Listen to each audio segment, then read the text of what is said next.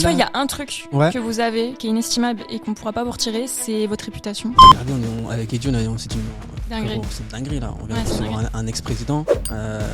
Ça fait 6 mois qu'on a lancé le truc. Le deal, c'était quoi? C'était nous, on vous paye 10 000 € par mois. Donc toi et Shona, pour que vous nous transmettiez votre expertise TikTok aux équipes de Cellule Blue. Voilà, on était en gros plus du consulting. On montrait que c'est possible. Si demain il y a un petit jeune comme moi au même âge et qui se dit tu peux pas y arriver, c'est faux, regarde lui, il l'a fait.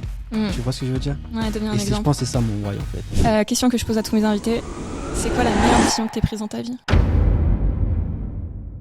Trop contente de te recevoir, ça fait longtemps que je te voulais, parce que t'as 50 000 casquettes, du coup j'ai hâte qu'on aborde tout ça avec toi, mais déjà ça fait un bail qu'on se connaît. Ouais, grave. En vrai, ça fait 3-4 ans je crois. Ouais, je pense, peut-être 3 ans. Peut-être plus, hein. Parce que James, du coup, j'ai été ton élève.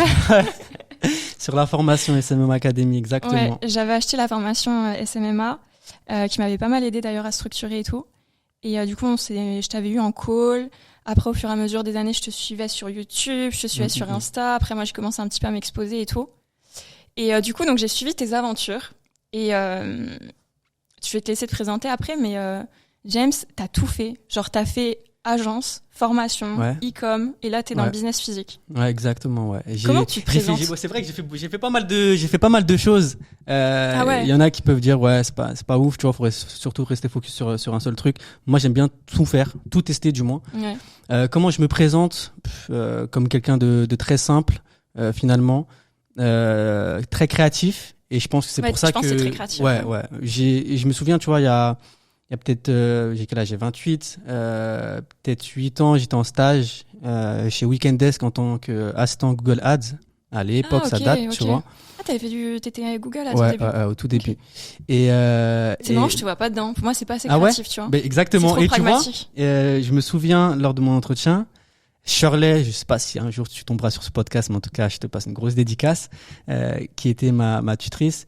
Elle m'avait dit, t'as un profil plutôt créatif ou... Et j'avais dit, moi, je suis archi créatif, tu vois. Et ça m'avait marqué, ça. Mais parce que, tu vois, exactement comme t'as dit, Google Ads, c'est pas du tout un aspect créatif. C'est des chiffres, exactement. Après, il y a un aspect créativité dans la création d'annonces, mais ça, c'était avant. Aujourd'hui, avec les nouvelles mises à jour, tout est automatisé, tu vois, c'est plus comme avant.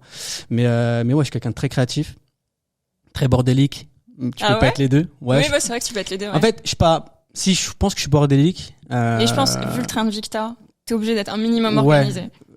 Franchement, je te jure, je sais pas si je suis vraiment bien. Ouais. Là, j'essaye un petit peu, mais c'est quelque chose sur lequel j'essaie de travailler. Et pour en revenir à ma présentation, écoute, je suis papa de 2 enfants. Félicitations d'ailleurs. Merci. Je suis marié à Shona qui entreprend avec moi aussi, qui est ma femme. Incroyable aussi ça. Merci. Et j'ai eu l'occasion de tester plusieurs expériences entrepreneuriales. J'ai lancé plusieurs boîtes. Comme tu as dit, j'ai fait de la formation, j'ai fait de l'agence marketing, j'ai fait de l'e-com. Et là, je suis dans les business physiques. Et podcast aussi. Et j'ai un gros podcast, effectivement. Ouais, j'ai un gros podcast, effectivement, avec Shona. Et voilà, je pense que je suis un serial entrepreneur, si je peux me permettre de dire ça comme ça. Ouais, clairement. Et toutes ces évolutions de business, j'ai envie de revenir sur tous, mais ça fait quoi là de passer du business en ligne au business physique? Parce que c'est quand même un autre monde, tu vois. Là, t'arrives la cour des grands, j'ai envie de dire. Je dis pas que le business en ligne, c'est pas la cour des grands, c'est déjà énorme. Mais là, tu sais, c'est du physique, c'est du physique, c'est différent. Écoute, en vrai, ça s'est fait naturellement. Parce que comme on en a discuté en off et je l'ai déjà dit dans d'autres podcasts, tu sais, c'était une opportunité. En fait, mon pote m'a dit, écoute, j'ai un local, t'as pas une idée, un restaurant, quelque chose. Et à Dubaï, ils avaient fait un studio de podcast, Podster. Et un ami à moi, Thibaut, qui est de Custom Life Changer, peut-être que tu connais. Ouais, je connais, qui tournait des vidéos là-bas et c'était super quali. Je dis, mais attends, t'as pas ça? Ouais, je dis, mais t'as même pas. Au début, je comprenais pas. Je dis, mais tu tournes où en fait? Il m'a dit, il y a un gars qui a lancé un studio de podcast à Dubaï, ça cartonne. J'ai trouvé l'idée géniale parce que tu vois, à Dubaï, il y a que des expats. Ouais. Et forcément, c'est une demande énorme. Et je me suis dit, putain, le mec, il a été trop smart. Il y a pas ça en France. J'ai fait une rapide étude de marché. Et 2 semaines après, je déjeune avec Eddie. Et Eddie, il me dit, ouais, j'ai un local, t'as pas une idée? Je lui dis, mais frère. Incroyable. Je dis, on vient de me dire ça, là, il y a même pas 2 semaines. Si t'es chaud, on lance ça, tu vois. En termes d'investissement, au début, on pensait que c'était pas grand chose. Bon, ensuite, on a vu que ça montait très très vite. Le matériel. Et les gens en vrai, c'est même pas ça, tu vois. C'est même pas le matériel le plus cher. Le plus cher, c'est le bien, tu vois. Que ça soit à l'achat ou en location, c'est le bien. Tu sais, il y a des garanties à payer. Tu peux pas avoir, surtout en France et surtout à Paris, dans le 2e arrondissement, avoir ce genre de bien-là, c'est compliqué. C'est-à-dire une start-up, une boîte qui se lance, aura beaucoup de difficultés à avoir ce genre de bien-là parce qu'il faut X ancienneté de bilan, faut beaucoup de trésor pour déposer ce qu'on appelle une GAPD, tu vois, une garantie pour le propriétaire, comme quoi tu vas bien payer tous tes loyers, si jamais tu payes pas, lui il peut servir, etc. Et tu vois, la GAPD est plus ou moins élevée en fonction du loyer que t'as. Mais c'est ce genre de choses-là que, tu vois, nous, on n'avait pas pensé, on n'a jamais fait de business physique de base. On est tous les deux, on fait du business en ligne, tu vois, lui, il a une boîte de portage en formation. Okay. Moi, j'avais CoSmile à cette époque-là, tu vois. Et, il y a trop de trucs, faut ouais. Et du coup, je me suis dit, bah, écoute, moi, je trouve ça cool. Et j'avais déjà lancé le podcast, j'ai dit, écoute, viens, on le fait. Il m'a dit, oh, je suis super chaud. On s'est associé à un autre gars, un peu plus âgé que nous, ça l'a grave pas fait. Vous deviez être 3 alors là. Ouais, de base on devait être 3, sauf que lui nous l'a fait à l'envers. En fait, il nous surlouait le bien, c'était son bail commercial. Ah, ok, d'accord, ouais. Il était associé au même parc que nous, mais il nous surlouait le loyer dans notre dos. Eddie l'a découvert. Du coup, voilà, on a décidé de continuer l'aventure sans lui. Et en fait, 2 jours après, on a trouvé ce bien-là dans lequel on est actuellement. On partait au Maroc. Ouais, on partait au Maroc. Ouais, c'est Podspace, voilà, pour ceux qui nous regardent. Pour ceux qui connaissent pas encore. Ouais. On partait au Maroc à cette époque-là. On a fait le dossier. 2 semaines après, on revient. On signe le bail avec le proprio et l'agence. Et on commence les travaux. Mais parlons des travaux. Parce que en vrai, je te jure, on se rend pas compte. Ouais. Tu vois, on le sait, oui, t'achètes enfin, genre, il y a les travaux, il y a les trucs, t'as la pression, le management et tout. Mais on se rend pas compte, genre, à quel point c'est intense. C'est intense. Après, tout dépend. Tu vois, ici, ça a été parce que, comme tu vois, en fait, c'est des murs en pierre. Du coup, les murs en pierre à la caméra, c'est déjà beau. Ouais, c'est déjà beau, tu vois, ça rend super beau, tu mets de la lumière, c'est super stylé. Donc là, en vrai, sachant que c'est le fils du proprio qui a fait l'architecture, tu vois, le plan architectural, etc. Oui, ça va, vous avez pas eu de gros travaux. Ouais, c'était déjà assez joli. Et du coup, nous, tout ce qu'on a fait, c'est de la déco, etc. Et pour ça, on a pris un graphiste 3D qui s'appelle Maxime. Si tu regardes cette vidéo, t'es le meilleur. Et qui faisait de base, en fait, mes modélisations 3D pour CoSmile, pour la modélisation produit. Okay. Et je lui dis, écoute, je suis sur un nouveau projet. Est-ce que tu saurais faire de la modélisation de décors de pièces? Il me dit, ouais, je peux te le faire. Il m'a pondu un truc génial. J'ai dit, waouh, j'étais choqué. Je te jure, j'ai vu ça, j'étais choqué. J'ai dit, écoute, on va essayer de répliquer à la lettre. Et après, bah, écoute, on a essayé de meubler. Je suis parti à Cocktail Scandinave, Maison du Monde, etc. Ouais, je suivais tes stories. Ouais, et on a tout acheté, on a essayé de répliquer à la lettre. Et au final, on a réussi à sortir, bah là, on est sur 4 décors ici. En vrai, c'est plutôt pas mal, tu vois. Ouais, c'est trop canon. Et le challenge aussi, c'était de réussir à avoir plusieurs décors dans une même pièce. Oui. Parce que de base, il y avait l'autre pièce derrière. Ouais. Mais comme on a vite recruté, il fallait placer les gens pour qu'ils bossent. Non, c'est trop bien pensé, je trouve. Et du coup, on s'est dit, bon, écoute, ce décor-là, on va en faire abstraction. On va mettre toute l'équipe là-bas, au niveau opérationnel. Et la grande pièce, on va en fait diviser, entre guillemets, en plusieurs décors. Et en fait, la personne réserve sur le site, choisit son décor. L'équipe met en place le setup et ensuite ça part comme ça, tu vois.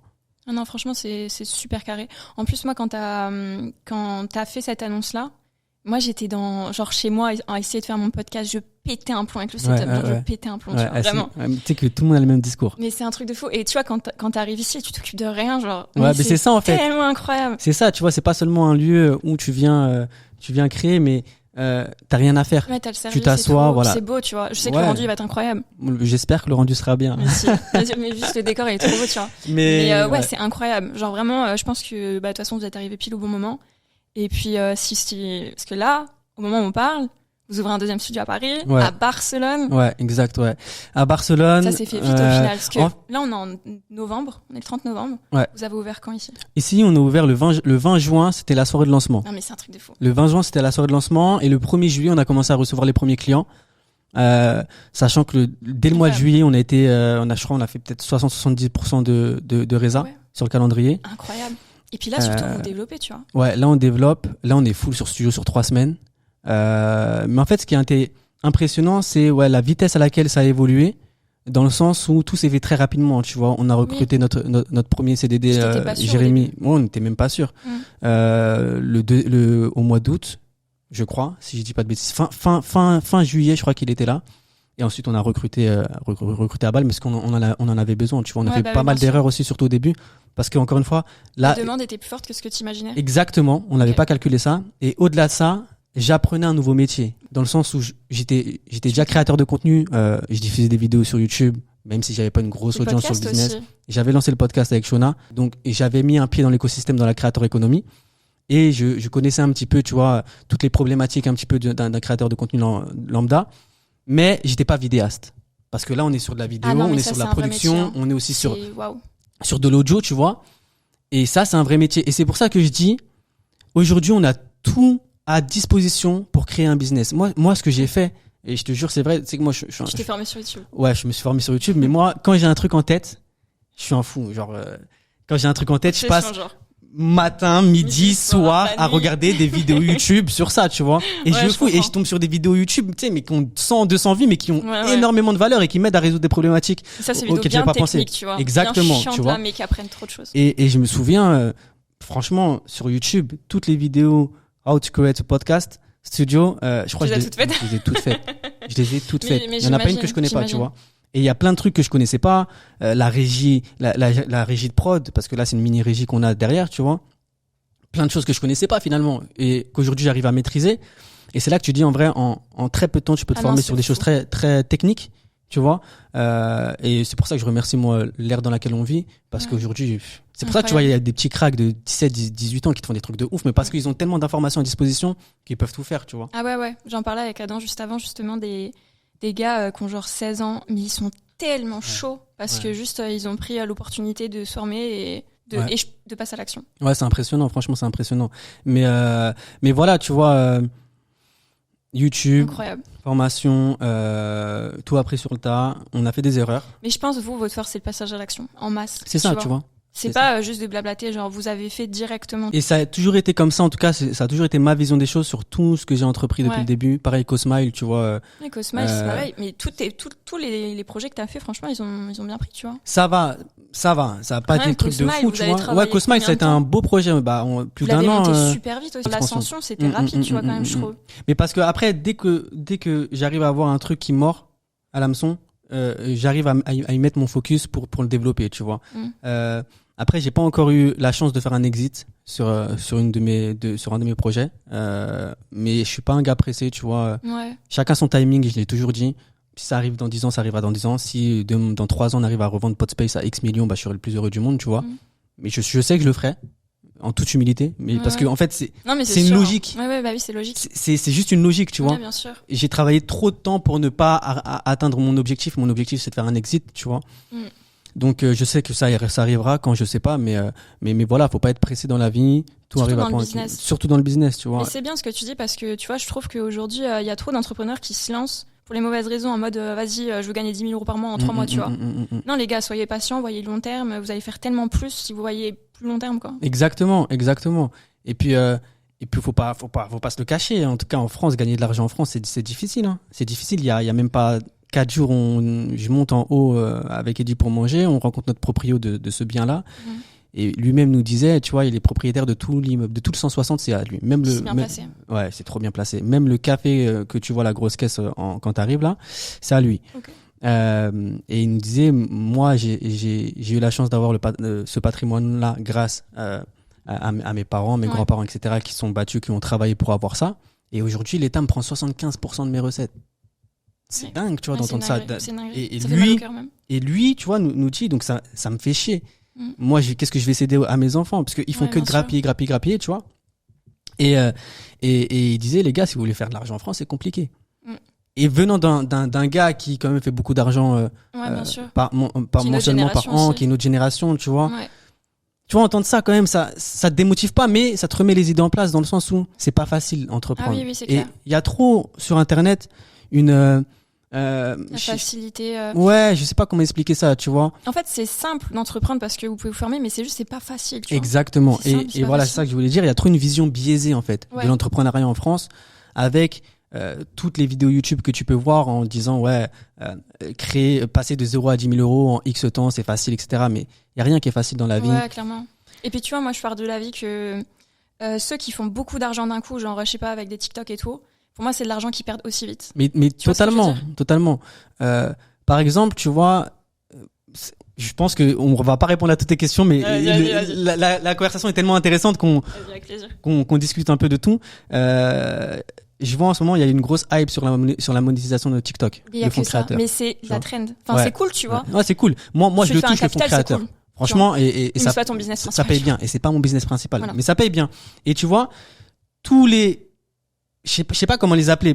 Ils sont plus jeunes, ils sont plus jeunes que moi, donc j'ai l'impression qu'ils sont plus naïfs, tu vois. Oui, bien sûr. Et dans le sens où ils se rendent pas compte que c'est pas un business. C'est une opportunité. Et vous êtes dépendant de TikTok. Ouais. Demain, TikTok décide de couper le fonds créateur. Vous avez pas de business. Donc, ce qu'il faudrait faire, c'est utiliser ces fonds-là, tu vois, pour créer quelque chose de solide, qui va pas dépendre de TikTok, mais qui va dépendre de vous, tu vois. Et c'est pour ça aujourd'hui, bon après, bref, il y a plein d'opportunités, tu vois, faut savoir les saisir, mais les gens pensent trop que ça y est, je gagne 5 000 euros, ça y est, je suis à l'abri. Oui, alors qu'en plus, il y a un truc, il faut dire, faire de l'argent en ligne, c'est pas impossible, c'est même, c'est assez accessible à tout le monde. Mais c'est simple aujourd'hui, tu vois. Voilà. Parce que tu vois, il y en a, ils vont dire j'ai fait 10 000 euros, mais fais 10 000 euros tous les mois, ou tu vois, c'est pas pareil. Exactement. Puis il y a plein de choses dont on parle pas sur les réseaux sociaux, tu vois. Bien sûr. Les charges. Nous, je sais qu'on a, les charges, on les paye, tu vois. On est en France, on a un business physique. Ouais. Moi, je vois les comptes, tu vois. Des salariés, ça coûte cher. Ah ouais. Aujourd'hui, un salarié, tu le payes presque 2 fois son salaire, tu vois. Ça, c'est des choses que, quand tu entreprends et quand tu te lances dans l'entrepreneuriat, tu ne connais pas. Mais parce qu'il y a même pas de formation, tu vois, sur ça. Mais c'est trop compliqué. Personne Vas-y, je te laisse finir, vas-y. Le comptable. Genre là, j'avais un comptable avec qui ça s'est super mal passé, un cabinet et tout. Parce qu'en fait, tu vois, il m'expliquait rien, genre, et en fait, tu sais, c'est ton business, faut quand même que tu comprennes ce qui se passe dans tes comptes. Bien sûr. Les charges que tu payes et tout, comment ça se passe, machin et tout. Et comme tu l'as dit, genre, on nous apprend pas. C'est trop compliqué. Exactement. Et cette partie-ci, genre, vraiment financière, c'est trop important que juste vous compreniez. Genre, même si vous avez des comptables et tout, tu vois, moi, j'ai fait des études de com, mais j'ai fait une licence gestion. Je suis pas du tout maths. Mais je l'ai fait en me disant, je vise long terme parce que je vais être capable d'être face à un comptable ou, tu vois, genre, juste comprendre les bilans, tout ça. Et c'est trop important parce qu'on nous apprend pas en France et c'est trop facile de passer à côté de, tu sais, genre, les charges, ça monte trop vite et si tu t'y connais pas ou si tu te formes pas un minimum, tu peux trop vite perdre de l'argent pour rien. Mais bien sûr, bien sûr. Moi, je sais que ça me l'est arrivé sur Jungle Media, ça m'est arrivé, tu vois. C'était l'agence, hein, ça. Exactement, c'était l'agence. Et pourquoi tu l'as arrêté d'ailleurs, l'agence? Je l'ai arrêté parce que parce que c'est agence. Non, parce qu'en fait, ensuite j'ai voulu surfer sur la trend TikTok en montant une agence UGC. J'étais l'un des premiers en France, j'étais l'un des premiers à ouvrir une agence UGC Swipey. Et en fait, c'est de là qu'est né CoSmile. Oui, tu vois. C'était la transition. Voilà, parce qu'en fait, on avait du mal à vendre l'UGC à des marques. Et pourtant, j'ai eu des grosses marques en rendez-vous. J'ai eu Uriage, Manucuriste, etc. Et j'arrivais pas à les closer, mais parce que c'était je pense, trop early, tu vois. Trop avant-gardiste. Et j'avais pas encore de use case. Donc j'avais bossé avec des petites marques. Je peux les citer, Kanaya, etc. Tu vois. Mais j'avais pas un gros use case qui pouvait convertir. Et à cette époque-là, Sem qui bossait avec nous, Sem, si tu regardes ce podcast, moi je vais faire des dédicaces tout le long du podcast. Vas-y, avec plaisir. Dédicace à toi, a eu l'idée de dire, écoute, ce qu'il faut qu'on fasse, c'est qu'il faut qu'on fasse une étude de cas, mais qu'on la crée, l'étude de cas, tu vois. Ouais. Elle dit, viens, on lance une marque de dropshipping. Je dis, non, moi, le dropshipping, ça m'intéresse pas. Si on lance quelque chose, on fait une vraie marque e-commerce, tu vois. Et comme ça sera un side business. Ouais. Et je suis tombé sur une pub TikTok de iSmile. Je dis, mais ouais, c'est une dinguerie ce produit et tout. La marque a été trop bien pensée en plus et tout. Le marketing, il est génial. J'ai dit, il faut absolument qu'on trouve ce produit. J'ai contacté leur fournisseur. Ils m'ont dit qu'ils étaient en exclusivité avec eux. J'ai contacté le concurrent du fournisseur, tu vois. T'as pas lâché l'affaire, c'est bien. Et j'ai commandé un premier échantillon. Shona a fait un TikTok dessus. Le TikTok, il est devenu viral. Ouais. Et à ce moment-là, je partais à Bali avec elle. Pendant 1 ou 2 mois, je sais plus. Et en fait, j'ai vu qu'il y avait une grosse opportunité. Et j'ai dit, ok, vas-y. On s'en tape, viens, on commande du stock. On a commandé du stock et ça arrivait à notre retour de Bali. Et pendant tout le temps, on était à Bali, en fait, on a commencé à créer la marque. Tous les designs, on les a fait nous-mêmes, tu vois. L'image de marque, on l'a fait nous-mêmes. On a essayé de créer un style un peu rétro décalé, tu vois, un peu jeune. Coloré, exactement. Et c'est parti de là et on a tout fait uniquement avec TikTok. Parce que nous, on voulait montrer aussi la puissance de l'UGC. Ouais, bah oui, c'était le but, ouais. Ok, d'accord, je savais pas que c'était pour ça. Ensuite, j'ai Manucuris qui est revenu, tu vois. D'accord, ok. En disant, ah ouais, putain, c'est fort ce que vous faites. C'est puissant, en fait.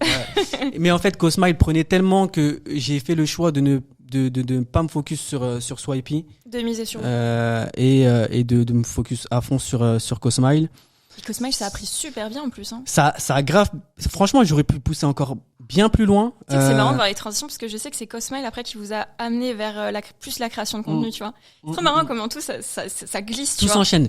Ouais. Et en gros, vers décembre, on a une grosse opportunité sur Cosmile. Il y a, je m'en fous, je vais les citer. Il y a Cellule Blue qui nous appelle, qui rentre en contact avec nous parce qu'ils sont intéressés par Cosmile. Et là, je me dis, putain, lourd, je vais peut-être faire mon premier exit, tu vois. Ouais. On a au moins 4 ou 5 rendez-vous avec eux, donc le CEO et le fondateur. Eux, ils vous ont repéré sur TikTok ? En fait, c'était un peu particulier. C'est un contact à moi, un ami qui était en école de co avec moi, qui m'a dit, j'ai un pote à mon père qui a une grosse marque et qui veut faire des campagnes TikTok, tu vois. Okay. Et moi, il savait que j'étais trop fort là-dedans. Il m'a passé son numéro, on l'a rencontré et de base, la discussion était portée sur TikTok. Mais on leur a montré ce qu'on faisait avec Cosmile. Ils ont kiffé, ils étaient choqués, tu vois. On leur a montré nos chiffres, ils étaient choqués juste avec de l'organique, alors qu'eux, ils dépensaient des milliers d'euros par mois en influence, tu vois. Et l'influence était en train de down à cette époque-là. Toutes les polémiques de Magali Berda, on était en décembre, c'était en septembre, les polémiques de Shona Event, etc., tu vois. Et du coup, ils voulaient pivoter sur un autre levier pour acquérir de nouveaux clients. Et ils étaient choqués ce qu'on faisait avec Cosmile. Et du coup, au fur et à mesure des rendez-vous, il y a eu un sujet de est-ce qu'on rentre au capital, Cosmile devient une branche une sous-marque de Cellule Blue, tu vois. Et le deal, c'était quoi ? C'était nous, on vous paye 10 000 euros par mois, donc toi et Shona, pour que vous nous transmettiez votre expertise TikTok aux équipes de Cellule Blue. Full stratégie. Voilà, on était en gros, plus du consulting, les head of TikTok de Cellule Blue pour gérer les équipes, tu vois, parce qu'ils avaient aucune connaissance de TikTok. Ça c'est fou, le nombre de marques encore actuellement qui ne sont pas encore à fond sur les réseaux, alors que... Bien sûr. Et genre, nous, belle opportunité, tu vois. 10 000 euros par mois, plus on a Cosmile. C'est grosse marque, en vrai. Hein. Ouais, grosse marque, tu vois. Possibilité peut-être de rentrer au capital aussi. Enfin, il y avait grave des deals qu'on pouvait faire avec eux, tu vois. On essayait de voir. Et on dit, nous, ça nous intéresse. Ils disent, au fur et à mesure des rendez-vous, ils disent, écoute, nous, on investit 100 000 euros dans Cosmile. On met nos top influenceurs parce qu'ils avaient un track record de tous leurs influenceurs, leurs meilleurs influenceurs qui étaient plus rentables. Ils avaient développé un SaaS qui était dédié à ça, tu vois. Ah ouais, ok, d'accord. Okay. Et nous, super contents. On se dit, putain, lourd. C'est une bête d'opportunité en vrai. On l'a saisi. Mais après, quand il y a une rentrée au capital, en fait, c'est un peu compliqué. Tu vois, c'est comme un exit. Il y a ce qu'on appelle des LOI qui doivent être rédigés. Ça prend du temps, etc. Du coup, il rédige la LOI. Et ça, c'est de l'administratif. Hein. Ouais. Ça prend du temps et tout. Et nous, on n'avait pas pris d'avocat de base. Tu vois. Ils étaient super gentils avec nous. Ils ont même voulu nous inviter au repas de Noël, tu vois. En fait, ils nous projetaient déjà. Ok, on va commencer avec cette influenceuse-là, cette influenceuse-là sur Cosmile. On teste, on voit si ça marche. Si ça marche, on scale, tu vois. Et ils m'ont eu en vrai, tu vois. Ils m'ont eu en vrai parce qu'à ce moment-là, nous, on a perdu grave du focus sur Cosmile. Pourquoi ? Parce qu'on faisait moins. Nous, ce qui nous rapportait de l'argent, c'était la création de contenu. Ouais, donc c'était l'UGC. C'est la transition vers les podcasts. Sur TikTok, tu vois. Par rapport à Cosmile, à chaque fois qu'on sortait une vidéo sur Cosmile, ça faisait du chiffre d'affaires. On dépensait très peu en ads, etc. Mais on était ultra rentable. Que de l'organique. On était ultra rentable. Mais on faisait des millions de vues. C'était une dinguerie. Ouais, je me rappelle. Et du coup, comme on savait qu'il y allait y avoir un pivotement entre cette période de décembre à février où ils allaient rentrer au capital, nous, on a perdu un peu de focus parce qu'on savait que dès le démarrage, ils allaient mettre une grosse influenceuse. Je sais pas combien de budget sur une première campagne et ça allait scale, tu vois. Donc ça prend du temps et puis on se rend compte en fait dans le contrat que on prend un avocat, on se rend compte que dans le contrat ils nous interdisent d'exploiter une marque de cosmétiques ou de compléments alimentaires pendant 2 ou 3 ans, je sais plus. Les fameuses si Cosmile ne marche pas. Mais ils ne mettent pas de chiffres en fait. Ils ne disent pas combien. Qu'est-ce que ça veut dire pour toi ne pas marcher, tu vois ? Ouais, bien sûr. Et on prend un juriste et a lu le contrat, a dit écoutez, il y a plein de trucs qui vont pas. Ils sont en train de vous la mettre à l'envers. Et du coup, nous, on demande de re-rédiger la LOI, tu vois, dans notre sens. Et là, à partir de ce moment-là, ghosting. On m'a jamais fait ça de ma vie. Mais tu sais que ça, tu sais que dans les business physiques, moi aussi, là, j'ai eu ça cette année, ils disparaissent. C'est une dinguerie. Genre, j'ai l'impression qu'on a à l'école, c'est une dinguerie. Ouais, moi aussi, ça m'a fait ça. Ghosting. Trop sauf choquée. que on avait mangé au moins 3-4 fois avec eux. On les avait vus une bah dizaine de fois. Et d'un coup, on les connaissait bien maintenant, tu vois. Ils nous avaient invités au repas de Noël. Enfin, il y avait un vrai projet. Et là, le relationnel et tout. Dinguerie. Moi, j'étais choqué. Je te jure, j'étais profondément choqué. Moi, ça me choque pas. Enfin. J'ai dit, ah ouais, putain, en fait, c'est comme fou. ça. J'ai dit, ok. Et du coup, à partir de ce moment-là, perte de focus sur Cosmile. Et à ce moment-là, on lançait le podcast, tu vois, et ça commence à prendre. Perte de focus sur Cosmile, on était en avril. Pris, hein. Ouais, ça a pris direct. Et tout prend vite, hein. Ouais. Franchement. Après, en fait, moi, le challenge que j'ai, c'est de garder les choses, tu vois, et d'y mettre du focus pour arriver à un point où là, j'ai un vrai truc, tu vois. Ouais, tu te mets à 10 000%. Voilà. Je suis plus sur des petits business qui font 10 000 € par mois. Je suis sur un truc qui est vraiment solide, dans l'intensité, tu vois. Ouais. Et avril, donc là, j'ai le podcast, ça prend bien, tu vois. Cosmile, je suis encore sur Cosmile, mais les perfs ne sont plus bonnes. Tu vois, vous avez dû avoir une déception de fou. Ouais, tu vois, déception de fou.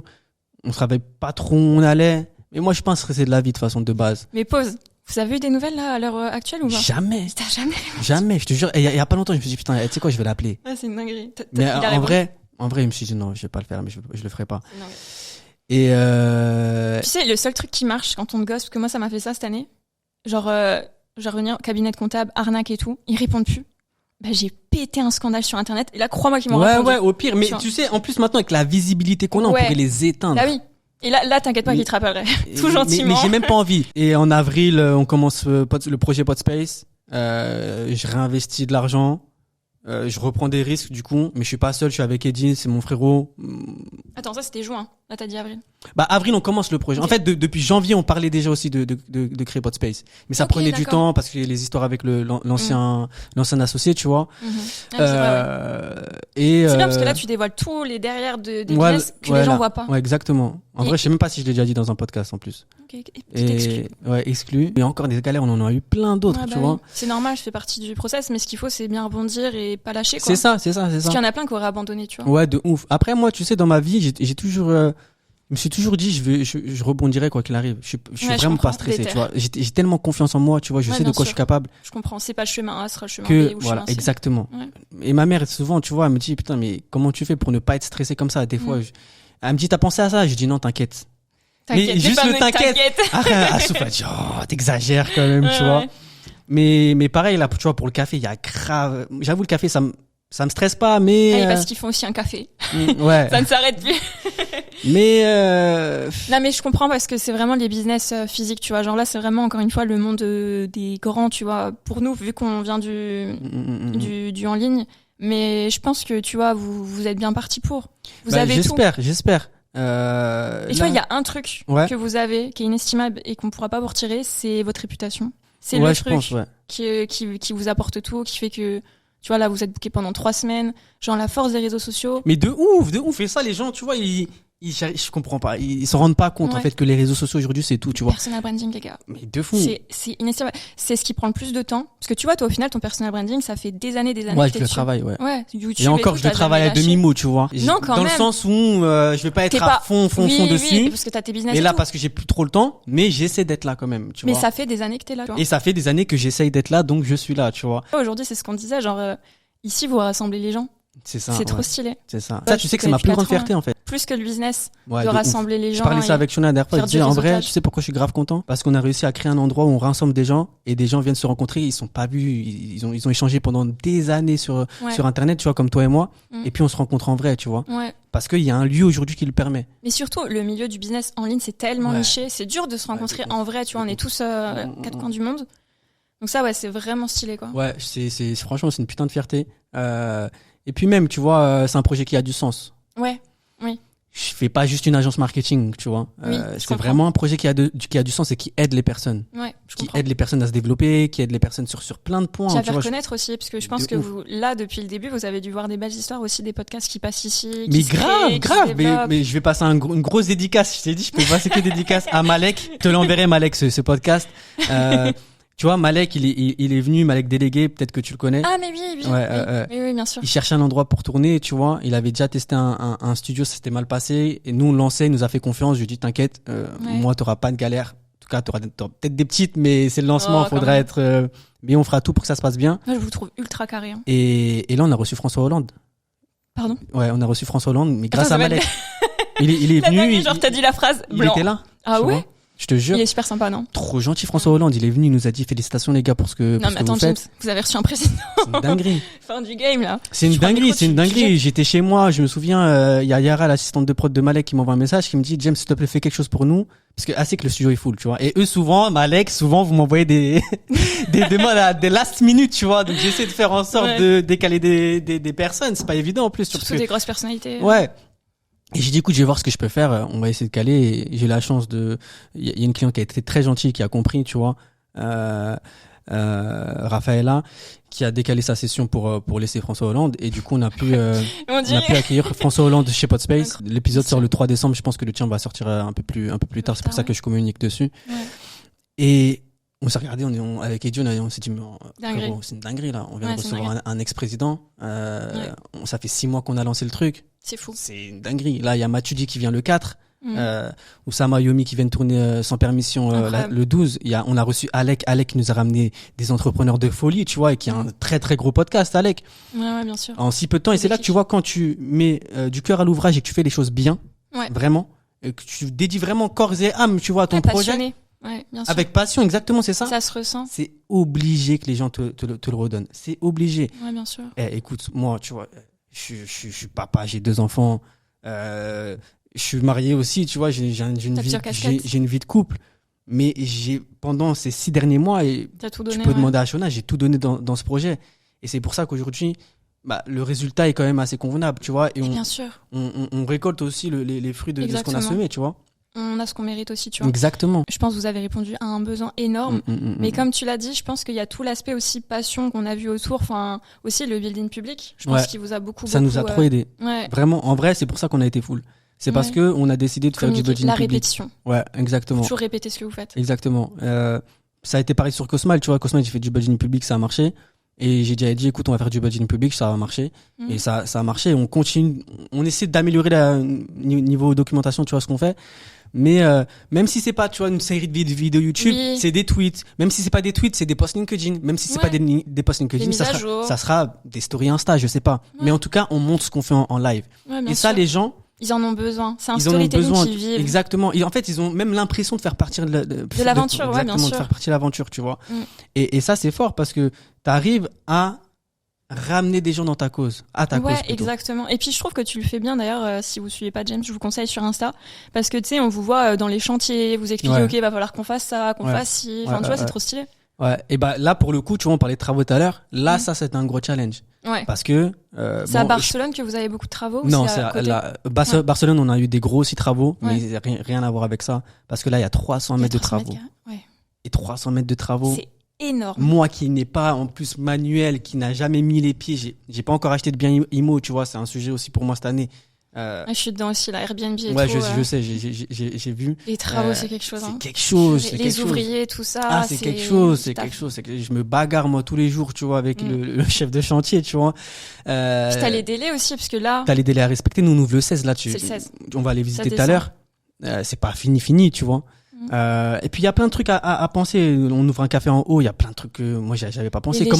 Législation, faire des demandes à la mairie de Paris, toutes ces choses-là finalement, tu vois, et que tu penses peut-être au dernier moment. Ouais. Tu vois, faut qu'on crée la société. On va l'appeler Storyteller, le café. Faut qu'on l'a même pas créé. Ouais, c'est stylé, c'est bien. Mais tu sais que franchement, c'est incroyable ce que vous faites. Franchement. Ça fait plaisir. Vraiment, je pense que plaisir. Genre ça va rester. Tu vois là, rien que le nom et tout, je trouve c'est fort. Raconteur d'histoire, tu vois. Ouais. C'est vraiment stylé. Ça me fait penser à l'époque. Les écrivains, ils se retrouvaient dans des cafés, des bars et tout. Toi, t'as créé ça pour les entrepreneurs. C'est stylé, exactement. Parce qu'au final, quand tu viens, on s'est dit pourquoi ça. Je crois que c'est Eddy qui a trouvé le nom. On s'est dit pourquoi, parce qu'au final, que tu sois entrepreneur ou que tu sois un gars qui a un CDI dans un bureau à côté. Tu viens dans un café avec ton collègue, qu'est-ce que tu vas faire? Tu vas soit raconter des potins, soit raconter ton quotidien, etc. Mais tu vas raconter des histoires, tu vas raconter quelque chose. C'est pour ça que ce nom, il colle bien. Et puis il colle bien aussi par rapport à Podspace, parce que là, aujourd'hui, ce qu'on fait, c'est raconter des histoires, tu vois. Ouais, c'est ça. Donc, les deux sont en corrélation et c'est un super nom. On va travailler aussi le branding sur ça. Ça sera une boîte qui sera différente de Podspace, qui n'aura rien à voir, tu vois. Juste à côté. Juste à côté. Et puis, comme ça, demain, si on fait un exit sur Podspace, il nous reste notre café. Un café dans Paris.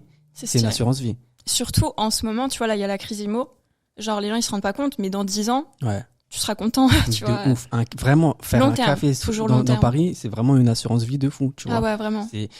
Tous les commerçants du coin nous ont dit, ah, mais nous, on fait pas de marketing. Hein. Bah oui. Tu vois. T'as pas besoin. Mais attends. Les gars qui nous ont présenté notre proprio, qui ont le magasin, qui ont la boutique Rolls à côté, le branding est incroyable, c'est super bon, et ils font très peu de marketing, mais ils cartonnent. Ouais. Et c'est là que nous, on se dit, putain, en fait, c'est une opportunité de ouf, parce qu'on est dans une rue des Jeuneurs. Même Monsieur Hollande a dit, rue des Jeuneurs, il y a eu beaucoup de startups qui se sont lancées là. Il y a Deliveroo qui s'est lancé rue des Jeuneurs, tu vois. On a Total Energy, c'est nos voisins. Et Le Bon Coin qui sont en face. On est dans une rue incroyable. Bonne énergie. Et nous, on va profiter de la traction de la rue. Plus on va faire du marketing parce que c'est ce qu'on sait faire de mieux, tu vois. Normalement, en vrai, on a pris un gros risque en termes d'investissement, mais en vrai, nous connaissant, c'est très peu de risques. Parce qu'on sait qu'on va avoir un gros retour sur investissement, tu vois. Parce que, encore une fois, je pense, la puissance que vous avez une audience. Et que tu vois, aujourd'hui, les gens, je trouve qu'il y a un vrai sujet sur ça. Depuis le Covid, les gens, ils sortent vachement moins. Mais du coup, il faut aller les chercher depuis chez eux sur leur téléphone. Donc, si vous utilisez la force du marketing, plus le fait que ce soit trop bien situé, enfin, je veux dire, vous avez tout qui est ouvert, quoi. C'est un truc de fou. Ouais, c'est exactement ça. Les réseaux sociaux aujourd'hui, c'est une opportunité de fou. Les gens se rendent pas compte. Mais vraiment, c'est comme dans l'immobilier. Tu vois, en ce moment, je parle souvent avec des directeurs d'agences. Mais tu serais choqué le nombre d'agences immobilières. Genre, je dis pas que le porte-à-porte c'est pas bien. Il faut faire du porte-à-porte. Ouais. Mais vous avez l'opportunité d'aller chercher les gens chez eux qui cherchent des maisons. Juste de leur envoyer une pub, tu vois. Et ils l'utilisent pas encore. De ouf. Après, tu sais, le monde évolue petit à petit. Faut des deux. Faut des deux, mais je pense qu'à un moment donné, ils n'auront plus le choix. Ça sera même plus une question ils n'auront plus le choix de le faire, tu vois. Ah bah oui, c'est clair. Et c'est pour ça qu'il y a plein de magasins qui ferment, même des grosses boîtes qui ferment parce qu'ils n'ont pas réussi à. Bien sûr. Et il y en a des nouvelles qui ouvrent, mais parce qu'ils arrivent à faire cette transition-là, tu vois. Ouais. C'est juste une question de pivotement, je pense. Ouais, mais c'est comme on dit par rapport aux prévisions, les tendances, etc., que peut-être d'ici 15 ans, tu vois, il y aura plus forcément de magasins physiques, il y aura plus des friperies. Et sinon, tout sera dans le digital. Ouais. C'est pour ça que les magasins physiques, aujourd'hui, ils ont vraiment, enfin, là, je dis magasins, mais on parle de tout, faire la transition. Les réseaux sociaux, tout le monde est sur les réseaux sociaux. Enfin, je veux dire, tu sais, c'est même plus une question de 15, 30 ans, quoi. Je veux dire, même les personnes de 50 ans aujourd'hui sont sur les réseaux et tout. Ouais. Donc, hier, je suis parti voir ma grand-mère. Je lui ai dit, mamie, t'as fait quoi aujourd'hui? Elle m'a dit, j'ai passé 2 heures sur TikTok. Ah ouais? Je lui ai dit, t'es sérieuse là? Elle m'a dit, je te jure. Trop drôle. Même moi, mon père, il est pas du tout réseau. Bah, genre, même lui, il est sur Facebook, tu vois. Ouais. Mais ça m'étonne pas, tu vois. Faut essayer de réussir à vivre avec son temps, tu vois. Il y a des changements. Nous, on a connu l'époque enfin, je sais pas, t'as quel âge, Céline? 26 dans quelques jours. T'as 26 ans? Dans quelques jours, t'es une 98, du coup. 97. Ah, mais t'as que 2 ans plus que de moins que moi, ouais. On est la même génération. On est la même génération. Nous, on a connu, je sais pas, tu te souviens des Samsung avec le jeu, le Snake? Bah oui. Tu vois. Bien sûr. On a connu ça, mais on a connu le premier iPhone. Oui, même les téléphones à touche. Ouais, les téléphones à touche, les BlackBerry. On a connu même tout sans ça. Téléphone aussi. Sans téléphone aussi. Et tu vois, nous, on a vraiment vécu la transition, même la télé, tu vois, les écrans plats qui sont arrivés et tout. C'est une dinguerie, en vrai. On se rend pas compte. Et le monde évolue. YouTube sur la télé, moi, c'est le truc qui me choque. Ouais, mais YouTube aussi sur la télé, tu vois. Et je pense que dans 15-20 ans, il y aura autre chose. Nous, on va vivre plein d'évolutions. Il faut réussir, en tout cas, à rester dans l'air du temps et à grandir avec ces évolutions. C'est ça que j'essaie d'expliquer, en fait. Faut pas être contre. Tu vois, c'est comme l'IA. Tout le monde au début était contre, mais dans tous les cas c'est là, autant en profiter et puis ça va rester en fait. Ah, bien sûr. Juste vivre avec son temps. Ça il faut vite le comprendre. Tu vois, nous dès que on a lancé Podspace, l'IA c'était en train de faire un boom. On a dit, écoutez les gars, dans les process, il faut qu'on intègre de l'IA, ça va nous faire gagner du temps. Et là, tu peux demander aux équipes. Il y a au moins 3-4 logiciels qu'on utilise, c'est l'intelligence artificielle, ça nous fait gagner un temps énorme sur le montage, tu vois. Bah oui. Et puis ça baisse pas vos qualités, au contraire. Mais au contraire, ça nous rend encore plus productifs parce que ça nous fait gagner un gain de temps sur telle ou telle tâche, tu vois ce que je veux dire? Ah ouais, clairement. Donc voilà. Ouais. Mais super intéressant ces sujets-là. Et moi, ce que j'aimerais savoir, c'est que voilà, t'as eu plein de casquettes. Selon toi, je pense que c'est difficile à dire, mais ce serait quoi le meilleur business model entre l'agence, la formation, le e-com, le business physique? C'est dur. Le meilleur business model ou celui qui rapporte l'argent le plus facilement? Vas-y, on va faire en plusieurs catégories. Celui que toi tu préfères. Celui que je préfère? Ouais. Modèle d'agence, j'aime bien. Ah ouais? Ouais, j'aime bien. C'est que moi, j'ai une agence, mais j'avais mis en pause cette année parce que c'est le modèle que j'aime le moins. Ah ouais? Ouais. Je suis moins fan agence. En fait, tu hustles vraiment, tu vois, quand t'as une agence. C'est-à-dire que Mais le modèle agence évolue en ce moment. Genre, faut vraiment évoluer aussi, comme t'as dit. Bah, là, tu vois, en vrai, avec Podspace, c'est un modèle agence sur lequel on est parce que. Oui, parce que c'est du service. On fait pas, c'est du service. On fait pas que de la production à l'instant T. Il y a le montage, il y a le pré-montage. Là, on est en train de bosser sur des stratégies pour la distribution de podcasts, tu vois. On commence à avoir pas mal de demandes sur des entreprises. Là, en fait, on est en train de pivoter sur un modèle studio de prod à agence de prod, de création de contenu. Qui n'existe pas vraiment en vrai. Parce que là il y a la totale quoi. Et je me retrouve dans ce que je faisais au tout début en fait, tu vois, c'est ça. C'est marrant, je me rends compte qu'en vrai c'est ça qui me fait kiffer, tu vois. Ok, donc toi c'est l'agence. Je recrute des chefs de projet, j'aime bien voir tous ces projets qui sont en cours, etc. Mais aujourd'hui on va pas se le cacher et je parle sans langue de bois sur ça, j'en ai rien à faire. Le modèle aujourd'hui qui rapporte le plus d'argent, c'est la formation et c'est un putain de business à cash flow mais de fou. Vraiment. Et on peut cracher sur la formation tant qu'on veut. Ça permet vraiment à... Pourquoi c'est aussi... Mais c'est parce que les Français sont aigris. C'est un truc de fou. Parce que tu vois, moi là, je le dis, de toute façon, j'ai commencé à communiquer dessus. Tu vois, ça fait 4 ans que je suis dans le biz. 2 ans que je fais des coachings, je commence à être full. Et du coup, je pense à sortir ma formation. Enfin, c'est pas je pense, je vais la sortir, faut que j'arrête de fuir, tu vois. Je veux sortir ma formation, je veux faire un truc de fou. Mais purée, genre, venez pas à dire non, tu vois. Non, mais et tu sais, je comprends pas pourquoi les gens. Moi, les formations, ça m'a. Moi, j'ai jamais. Bah, tu vois, ta formation.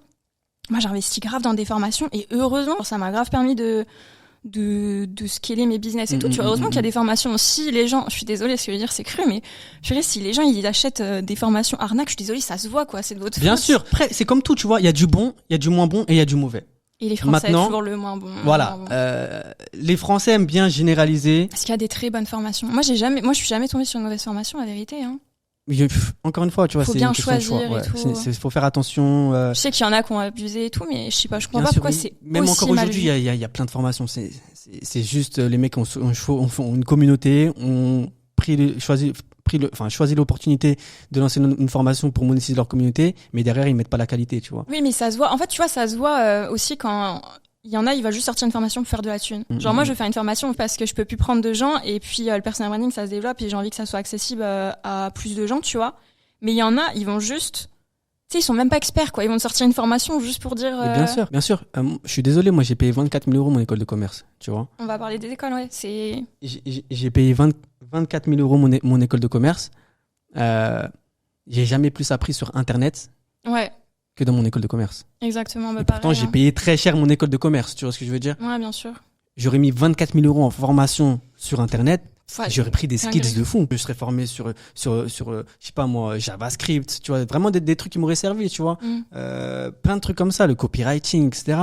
Et je suis sûr que j'aurais pris des skills de fou. Ouais. Alors que j'ai acheté une école un diplôme. Oui, c'est un diplôme, c'est ça, c'est exactement ça, c'est le diplôme. Qui m'a, en vrai, ça m'a mis dans le monde du marketing digital. Je vais pas cracher dessus. Oui. J'ai fait des belles rencontres. Moi, je trouve les diplômes, ça apporte une attitude. Mais tu sais que là, tu parles de master, ça fait 2 ans que j'ai mon master, je suis toujours pas allée le chercher. Ah, mais ça m'étonne même pas. Hein. Faut vraiment que j'aille le chercher. Ça m'étonne même pas. Moi, j'ai eu la cérémonie des. Ah ouais, j'y suis pas allée. C'était un bel événement. Alors que c'est stylé, tu vois. Ouais, non, franchement, c'est stylé. En fait, moi, je crache pas sur les écoles, tu vois. Je pense que c'est important et au contraire, en fait, c'est juste, il faut pas comparer les autres en mode tu fais des études, tu peux pas te lancer. Moi, je me suis lancée pendant mes études et ça m'a permis de jamais avoir postulé derrière. Ouais, moi aussi. Tu vois, il y en a, ils confrontent trop, genre, je suis dans les études, je peux pas me lancer. Organise ton temps, genre, tu peux. Non, totalement. Mais moi, pareil, au même moment, tu vois, je me suis lancé pendant que j'étais encore en école de co. En parallèle, ouais. Et t'as jamais été salarié, du coup, au final? Après en fait, j'étais en alternance dans une boîte juste à côté. Ah ouais? Rue Richelieu, la rue d'en face. Trop marrant. Je te jure, dinguerie. Le Google Ads, là, c'est ça? Non, c'était une boîte qui faisait de la pub extérieure sur des écrans, tu vois. Okay. Et ça s'était bien passé quand même. Ils m'ont proposé un CDI et au moment, en fait, je me lançais. Imagine ta vie si t'avais accepté le CDI. Ah, mais je sais que ma vie serait partie dans l'entrepreneuriat, c'est sûr. Parce que je pense que c'est ma nature. Après, j'ai fait des petits jobs, tu vois. J'ai été VTC un moment. Oui, ouais. J'ai fait quoi d'autre? Je sais même plus. Moi, j'ai fait éboueur. Ah ouais? Je te jure, ouais. Quand j'étais jeune, je devais avoir 16 ans, je crois. Je me levais tôt. Mais ça t'apprend tellement la dureté. Oui, exactement, tu vois. Et en fait, ça t'apprend ce que tu veux pas. Et je trouve que c'est le meilleur moteur. Tu vois, je me dis, si j'avais pas été dans des situations aussi inconfortables, j'aurais pas eu autant la dalle. Mais ça, c'est un très très bon sujet, ça. Tu vois, moi, je sais que je vais pas faire le storytelling encore, mais j'ai grandi seul avec ma mère. Mon père, il m'a abandonné, on avait 3 ans, tu vois. C'était très, très dur pour ma mère, elle était toute seule. Ma mère était interdit bancaire, c'était chaud, tu vois, vraiment. Ouais. Je l'ai jamais vraiment dit parce que, en vrai, j'ai pas envie de jouer sur ça, tu vois ce que je veux dire? J'ai même pas besoin. Je pense que ça se voit que j'ai la dalle, tu vois. Ouais, mais de toute façon, il y a un truc, il y a un gros sujet, hein, je pense que je vais le développer dans un épisode. Tous les entrepreneurs, ils ont un mal-être caché. Tous les entrepreneurs, parce que pour entreprendre, je dis pas qu'il faut être fou, hein, mais il faut avoir la dalle parce que tu te prends des revers. Clairement. On a tous un truc qui nous donne la dalle, et je pense que si t'as pas la dalle dans l'entrepreneuriat, tu peux pas. C'est bien de prendre les événements négatifs pour les tourner en positif. Ouais, exactement. Ouais. Moi, je sais qu'il y a un truc qui me donne encore plus la dalle de réussir, tu vois, c'est que pour moi, je vois pas assez pour mes enfants déjà de 1, tu vois. Comment ça a changé ta vie d'être papa? C'est même pas descriptif. Garçon et fille en plus. Hein. Garçon et fille, moi, j'ai le choix du roi, je suis trop content. C'est un sentiment que tu peux pas décrire. Tant que tu le vis pas, tu peux pas décrire. En plus, moi, tu vois, j'ai grandi sans père. Ouais. Donc, c'était entre guillemets un challenge pour moi de réussir à être un bon père. Ouais. Sachant que j'ai pas eu de modèle, en fait. Je sais pas ce que c'est être papa, moi, de base. Ouais. J'ai pas eu de père. Et du coup, j'essaie vraiment de... Mais c'est pas évident parce que, tu vois, je suis entrepreneur, c'est un lifestyle, c'est un style de vie. Surtout en ce moment. Donc, j'essaie de faire la part des choses, tu vois, tout le temps. Je suis souvent sur mon téléphone. Des fois, je me fais des remarques à moi-même, mais il faut que tout le temps, tu vois, j'essaie de couper, j'essaie de jouer au foot avec mon petit, tu vois. Là, il y a ma fille qui vient d'arriver.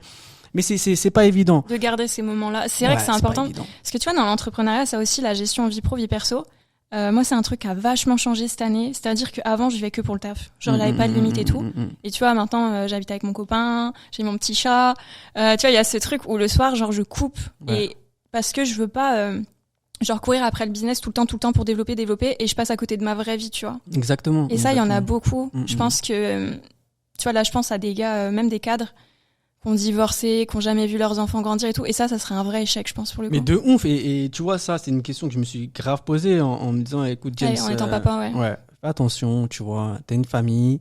Après, j'ai la chance d'avoir quelqu'un avec moi qui m'écoute beaucoup, tu vois. J'allais te le dire. En plus, vous entreprenez ensemble. Ouais. Mais c'est quelqu'un de très, très facile à vivre, Shona. À voir que je me bagarre tous les jours, à comprendre. Tu vois, aujourd'hui, là, à bosser, elle, la chef de projet chez Podspace, elle le fait trop bien. Donc, elle est à la fois chef de projet, elle a l'air de gérer podcasteuse, créatrice de contenu. Mais même si maintenant, on a comme une grosse communauté, donc, c'est clair. Je veux pas employer le mot influenceur parce qu'il y a une connotation un peu négative, mais en vrai, si. Si, quand même. Quand même, tu vois. Mais plusieurs Instagram, casquettes. Vous êtes à combien? 250 là 250. Maintenant. C'est quoi les 700? 700 c'est sur TikTok. YouTube 30, mais là YouTube on va sortir un concept incroyable sur les nouveaux studios. Je peux le teaser si tu veux, c'est en gros on va faire intervenir, déjà on sera 2 à interviewer, ça a jamais été fait, donc il y aura Shona et moi. Et on va talk show, mais en gros on va faire intervenir des gens soit qui ont un métier atypique, soit qui ont une vie atypique ou un quotidien atypique, tu vois. Ça marche trop bien. Ça marche archi bien. En fait, tu vois, les gens, un petit peu, aiment sur les réseaux. C'est à vous sur France 2. Oui. Comment ça s'appelle déjà? Je sais plus. Mais c'est comme Legend. Tu sais? Ouais, c'est comme Legend, mais c'est exactement comme Legend, mais nous on va le faire à 2, tu vois. Ouais. Et puis avec une autre approche. Encore une fois, tu sais, les gens qui disent mais c'est le même concept, ça sera jamais le même concept, mais tu sais pourquoi? Parce que c'est pas les mêmes personnes. C'est pas les mêmes personnes. Exactement. Chacun sa personnalité. Chacun sa personnalité, et juste ça, c'est un changement. Ah oui. Et puis les gens, tu vois, je pense, ils peuvent regarder les deux. Mais de ouf. Moi, je sais que tu vois, il y a des gens qui font peut-être le même concept que nous, mais je m'en fous parce qu'au final, les gens ils regardent pas pour le concept, ils regardent pour les personnes. Ouais, et c'est pour ça qu'il faut tout le temps dans ce que tu diffuses sur les réseaux sociaux, rester toi-même et ne pas jouer un rôle, parce qu'au final, t'attires les personnes qui accrochent à ton contenu et qui te ressemblent. Tu vois, donc si tu joues un rôle, tu vas attirer des personnes qui te ressemblent pas. Exactement. Et c'est pour ça que moi, tu me vois là aujourd'hui comment je suis, mais je suis pareil sur le podcast. Tu peux demander aux équipes à Podspace, hein. Ils vont me dire, moi je rigole tout le temps. On dirait même pas que je suis leur patron au final, tu vois. Ça aussi, il faudrait qu'on en parle. Moi, tout truc à parler là. Sinon, on fera un épisode 2 avec plaisir. On fera une partie 2. Mais ouais, rester soi-même, c'est très très important. Je suis quelqu'un, je pense, avec beaucoup de valeurs que ma mère m'a transmises.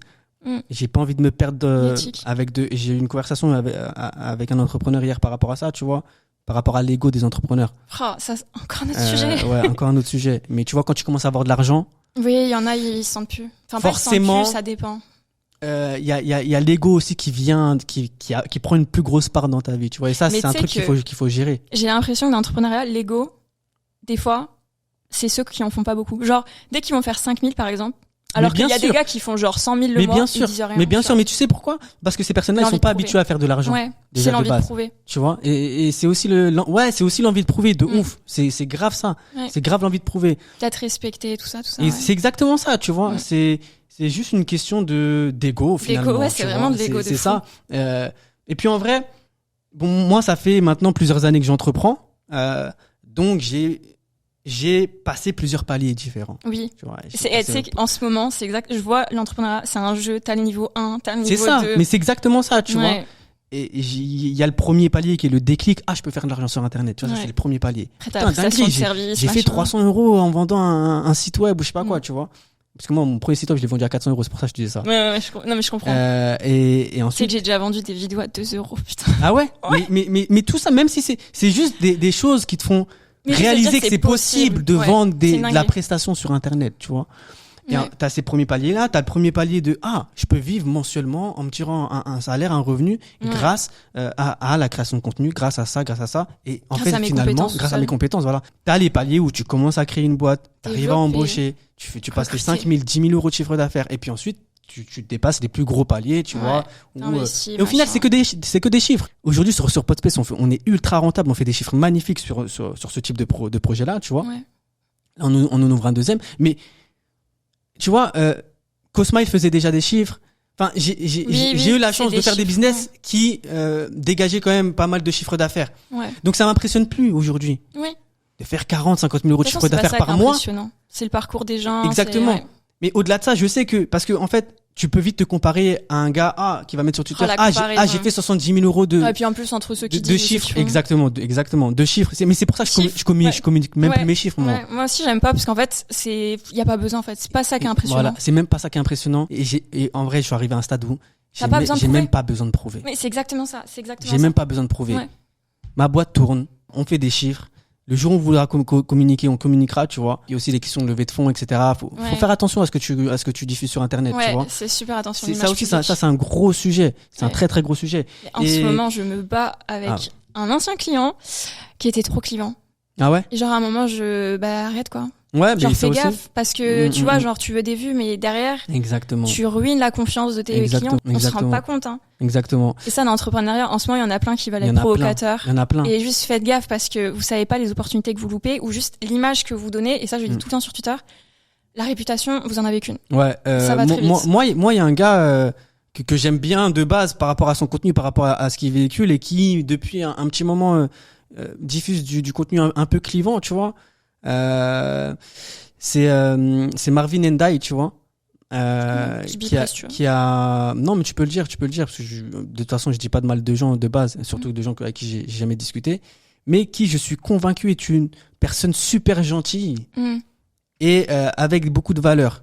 Mais il y a pas longtemps, j'ai vu qu'il commençait à rentrer dans il y en a plein. Dans une stratégie de communication clivante, et j'ai pas capté parce que ça lui ressemble même pas en tout cas de ce qu'on peut comprendre de comment il est, ça lui ressemble pas, tu vois. Et j'ai pas capté, je me suis dit putain en vrai, c'est dommage. Parce que c'est des vues, et derrière la réputation, c'est tellement précieux, genre. Mais de ouf. Après il y a eu la hype Andrew Tate qui est venu, tu vois, c'est comme Alex Ishten, si j'arrive jamais à dire son blaze, qui est ultra clivant, mais je suis sûr qu'il est pas comme ça. Ah ben non, j'en suis convaincu. C'est sûr. Moi non plus, je pense pas. Je suis convaincu, tu peux pas être aussi hautain que ça dans la vie, c'est pas possible. Andrew Tate, je pense qu'il est comme ça.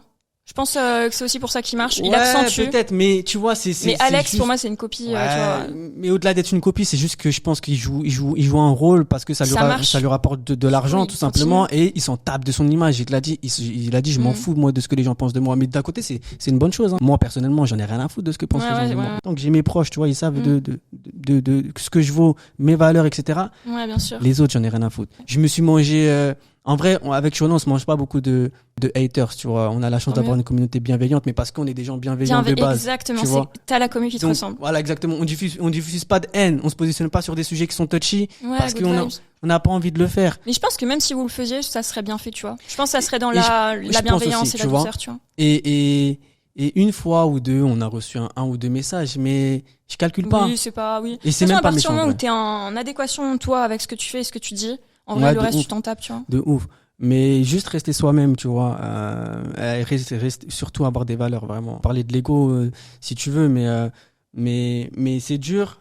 L'ego, c'est dur à gérer quand, soit, tu commences à avoir beaucoup plus d'argent, mais genre, tu passes d'un step 1 à step 8. Ouais. Et pour moi, tu vas perdre l'argent aussitôt. Enfin, tu vois. Pas forcément, mais c'est risqué, mais ouais, c'est vrai, parce que. Quand tu gagnes beaucoup d'argent, tu sais pas la gérer. Exactement, parce qu'ils ont pas eu l'habitude de gérer autant de trésor. Et direct, augmente ton lifestyle. Et ça, c'est une grosse erreur. Bien sûr. Mais c'est aussi un accomplissement. Tu vois, quand tu commences à avoir de l'argent, t'as envie d'acheter une belle voiture. Moi, je me souviens. Quand j'ai commencé à faire de l'argent, j'ai acheté une belle voiture. Mais c'était ma récompense. Moi, mon kiff, c'est les voitures. J'ai pas beaucoup de kiff dans la vie. J'ai les voyages. Moi, j'allais dire les voyages. Je claque tout dans les voyages. Les voyages, j'ai fait plein. franchement, j'ai eu la chance de voyager partout, je crois. C'est la plus belle richesse, je crois. Une des plus belles richesses. Parce que ça t'ouvre l'esprit. Je me suis acheté une belle voiture. Mais c'est un accomplissement. Oui, je tu comprends. Ouais, c'est pas je veux flex. En fait, c'est exactement ça que c'est juste pour me dire félicitations, James. Mais d'un autre sens, tu vois, il y a quand même cet aspect où tu veux, entre guillemets, changer de classe sociale. Ah, mais ça c'est un gros sujet aussi. Et ça, tu vois, il y en a beaucoup. De toute façon, dans l'entrepreneuriat de manière générale. Parce que moi, je suis très psychologie et sociologie, tu vois. Une chose qui est vraiment hyper ancrée chez les gens, et surtout dans l'entrepreneuriat, c'est que le premier step, c'est de vouloir gagner de l'argent. Ensuite, c'est de vouloir gagner de l'influence. Et ensuite, c'est de vouloir gagner du pouvoir. C'est exactement ça. Et c'est par rapport aux besoins, à la pyramide de Maslow. Mais tu sais que c'est exactement, et tu sais qu'en vrai de vrai, tu dis ça, et c'est trop bizarre parce que je suis exactement dedans. Parce que j'ai commencé à gagner de l'argent, et là, on commence à avoir de la notoriété, de l'influence avec James et Shona, tu vois. Et mais c'est ensuite le totalement pouvoir, ça, c'est tu ça. vois. C'est et le vraiment pouvoir, c'est pas négatif, c'est juste vouloir avoir un impact. Vouloir faire changer les choses. Ouais, exactement. Mais je suis en plein dedans, vraiment. Ouais, c'est normal, transition. C'est bon signe, tu vois. C'est bon signe, et de toute façon, j'ai toujours dit, quand tu hustle, comme on dit, t'es obligé d'avoir quelque chose au final. Un truc que je voulais te demander, c'est justement, tu vois, on dit c'est trop important de rester soi-même, les valeurs, etc. Et il y a un truc, moi, que j'aime beaucoup chez toi, et c'est aussi pour ça que je t'ai invité sur le podcast par rapport à ton parcours, mais je pense que tu l'as remarqué, j'invite aussi les gens avec qui, tu vois, les belles personnes. Et je sais que tu fais partie de ces rares entrepreneurs qui prennent des positions quand il faut en prendre, tu vois, qui donnent leur avis. Et ça plaît pas à tout le monde. Ouais, c'est vrai. Mais ça, moi, je trouve ça bien. C'est vrai que je l'ai fait 2-3 fois. Je pensais pas que t'allais me poser ça comme question. Mais c'est vrai qu'avec du recul, c'est vrai que je l'ai fait 2-3 fois sur différents sujets. Des sujets qui te touchent. Même sociétaux, tu vois. Ouais, bien sûr. Politique, etc. Ouais. Politique, après peut-être un peu moins politique, tu vois, parce que mais au final, c'est pas quelque chose qui m'intéresse, la politique, honnêtement. Les sociétales et politiques, c'est tellement lié. C'est vrai, ouais. En tout cas, mais des choses qui me touchent, vraiment des choses qui me touchent, je vais parler. Ouais. Et en vrai, je m'en fous de ce que les gens pensent. T'es pas content, c'est que tu dois pas être dans mon cercle, c'est tout. C'est ce que j'allais dire. Je me souviens, un jour, j'avais parlé sur la mort de Naël, le petit Naël, tu vois. C'est ça que j'avais en tête. J'ai vu des entrepreneurs, tu vois, qui me suivaient de base. Qui étaient en mode, mais t'es un fou, il le mérite et tout. Je les ai unfollow direct. J'ai même pas répondu. Ah si, un mec, je suis rentré en débat avec lui, après j'ai stoppé, je l'ai unfollow direct, tu vois. Mais des mecs avec qui je parlais de base, tu vois. Mais après, voilà. Ça te permet de faire le tri, en fait. Ouais. Parce que c'est les valeurs qui comptent vraiment pour Exactement. toi. Et c'est ça qui est important, tu vois. Souvent, on me demande en personal branding jusqu'où il faut donner son avis, tu vois. Et moi, en gros, souvent, je dis, quand tu dis quelque chose, tu sais que ça va faire du bruit ou tu donnes ton avis, tu te demandes, est-ce que c'est utile? Est-ce que j'ai vraiment besoin de le dire? Et tu vois, des petites questions comme ça. Et tu vois, dans ces cas-là, moi, je comprends parce que j'aurais pas envie de travailler avec des personnes qui sont complètement à l'opposé de ce que je pense. Pour terminer, on a beaucoup de choses à dire, on fera peut-être une partie 2. Question que je pose à tous mes invités. C'est quoi la meilleure décision que tu aies prise dans ta vie? Entreprendre. C'est te dire tu peux y arriver, tu es capable de le faire, tu as confiance en toi. Si les autres le font, tu peux le faire aussi. T'es pas plus intelligent, t'es pas moins bête, t'es pas plus bête qu'un autre. Tu vois. Et il y a un sujet aussi sur lequel on n'a pas parlé, mais moi je pense que tu vois, tout le monde dit ton why c'est quoi, ton why c'est quoi. Oui. Et là je pense que faut pas définir l'entrepreneuriat par si t'as pas de why, c'est que t'arriveras pas à tuer ta mission. Moi je trouve ça c'est des conneries. Mais par contre moi je suis convaincu que j'ai un why, et il y a un truc qui me dérange beaucoup, c'est que je vois pas assez de jeunes issus de banlieue, issus de la mixité, prendre parole, réussir, construire des boîtes qui valent X millions d'euros, tu vois, réussir en politique. J'ai l'impression que c'est tout le temps les mêmes profils, et au final, je pense que en moi, ça causé une frustration. Ouais. Vraiment, parce que moi, je suis issu de la mixité. Tu vois, mon père est ivoirien, ma mère est espagnole. J'ai grandi en banlieue. Tu vois, j'ai grandi dans un quartier. Ouais. J'ai grandi rempli de personnes de clichés, voilà, issues de la même communauté que moi, de la mixité, etc. Et pour moi, ces gens-là, ils ont tellement de talent. Ils ont tellement aussi un esprit ouvert, parce qu'au final, ils ont côtoyé plein de personnes différentes dans leur vie. Exactement. Ils se sont pas fermés à un statut ou à une. Exactement. Mais tu vois, dans le cercle entrepreneurial, je les vois pas assez. Ouais, je suis d'accord. Et moi, je sais que j'ai l'impression que ça a été plus dur pour moi à certains moments que d'autres personnes. Ouais. Et ça m'a frustré, tu vois. Et c'est pour ça qu'aujourd'hui, je me bats, parce que je sais que je suis capable de faire de grandes choses, tu vois. Bah, bien sûr. Et pour montrer que, c'est possible. Si demain, il y a un petit jeune comme moi, au même âge, qui avait 16-17 ans, et qui se dit, tu peux pas y arriver, c'est fou, regarde lui, il l'a fait. Tu vois ce que je veux dire? Ouais, devenir un exemple. Je pense que c'est ça mon why, en fait. C'est un beau why, très puissant. Merci. Et bah écoute, sur ces belles paroles, parfait, je te remercie, c'était super merci cool. Merci à toi, c'était trop bien, c'est trop bien. Et puis, partie 2 quand tu veux. Avec plaisir. N'hésitez pas à aller suivre James, surtout t'es actif partout. Donc, J'essaye d'être partout, comme je t'ai dit tout à l'heure. Mais sur Twitter, Insta, suivez Podspace, c'est mieux que me suivre moi en tout cas. Venez à Podspace, c'est trop bien. Venez à Podspace.